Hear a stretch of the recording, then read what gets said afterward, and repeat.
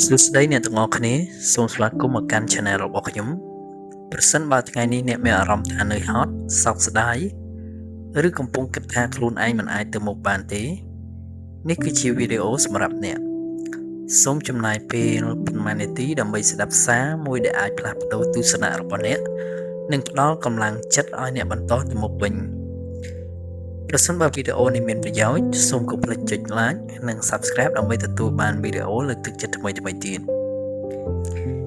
នៅក្នុងជីវិតរបស់មនុស្សយើងគ្រប់រូបមិនមាននរណាម្នាក់ដែលមិនធ្លាប់ជួបការលំបាកទេមនុស្សម្នាក់ៗមានរឿងរ៉ាវជាចាប់ផ្ទាល់ខ្លួនមានថ្ងៃដែលមានកម្លាំងនិងមានថ្ងៃដែលមានទឹកភ្នែកការលំបាកមិនមែនជាសញ្ញាបង្ហាញថាអ្នកខ្សោយទេប៉ុន្តែវាជាភស្តុតាងបង្ហាញថាអ្នកកំពុងដើរតាមផ្លូវជីវិតពិតប្រាកដពេលខ្លះអ្នកមានអារម្មណ៍ថាពិភពលោកទាំងមូលកំពុងតែប្រឆាំងជាមួយនឹងអ្នកការខិតខំរបស់អ្នកមិនមានឲ្យអ្នកណាឃើញការលះបង់របស់អ្នកមិនមានអ្នកណាយល់ប៉ុន្តែសូមចងចាំថាការខិតខំមិនដែលបាត់បង់តម្លៃឡើយទោះបីគ្មានអ្នកសរសើរថ្ងៃនេះវាក៏កំពុងតែសាងសង់នៅថ្ងៃស្អែកឲ្យអ្នកកុំបោះបង់ខ្លួនឯងព្រោះអ្នកនឹងទេថាអ្នកចិត្តឈានដល់ជោគជ័យប៉ុណ្ណាមនុស្សជាច្រើនបោះបង់នៅមុនពេលពន្លឺថ្ងៃរះនៅឡើយពួកគេឈប់ដើរត្រឹមតែប្រមាណជំហានមុនគោលដៅប្រសិនបើអ្នកអាចអត់ធ្មត់បន្តិច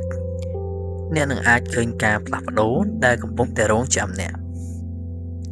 ជីវិតមិនមែនជាការប្រកួតប្រជែងជាមួយនឹងអ្នកដទៃទេប៉ុន្តែវាជាការប្រកួតប្រជែងជាមួយខ្លួនឯងកាលពីម្សិលមិញ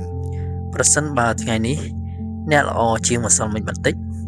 នោះគឺមានន័យថាអ្នកជោគជ័យរួចទៅហើយកុំប្រៀបធៀបខ្លួនឯងជាមួយនឹងអ្នកដទៃព្រោះមនុស្សម្នាក់មានផ្លូវនិងពេលវេលារបស់គេរៀងៗខ្លួនកំហុសនិងបរាជ័យមិនមែនជាផ្លូវចុងក្រោយទេវាគឺជាគ្រូបង្រៀនដ៏ល្អបំផុតរាល់ការបរាជ័យបង្រៀនឲ្យយើងដឹងថាត្រូវការកែប្រែអ្វីត្រូវធ្វើដូចម្តេចឲ្យមានភាពល្អប្រសើរជាងមុនមនុស្សដែលមានភាពជោគជ័យមិនមែនជាមនុស្សដែលមិនធ្លាប់បរាជ័យទេប៉ុន្តែគេគឺជាមនុស្សដែលមិនបោះបង់បន្ទាប់ពីបរាជ័យពេលអ្នកមានអារម្មណ៍ថាហត់នឿយសូមអនុញ្ញាតឲ្យខ្លួនឯងសម្រាកប៉ុន្តែកុំបោះបង់ការសម្រាកគឺដើម្បីបន្តទៅមុខទៀតមិនមែនដើម្បីឈប់ដើរអ្នកអាចយឺតប៉ុន្តែកុំឈប់ជំហានតូចៗរាល់ថ្ងៃរបស់អ្នកអាចនាំអ្នកទៅដល់កន្លែងធំមួយជឿលើតម្លៃខ្លួនឯងទោះបីអ្នកត្រូវគេមើលងាយឬមិនជឿលើសមត្ថភាពរបស់អ្នកក៏ដោយកុំអនុញ្ញាតឲ្យភាពអវិជ្ជមានរបស់អ្នកដទៃកំណត់តម្លៃរបស់អ្នកតម្លៃរបស់អ្នកមិនកើតចេញពីមាត់របស់អ្នកដទៃទេប៉ុន្តែវាកើតចេញពីការខិតខំនិងការមិនបោះបង់របស់អ្នកសូមចងចាំថាអនាគតមិនបានកំណត់ជាមុនទេ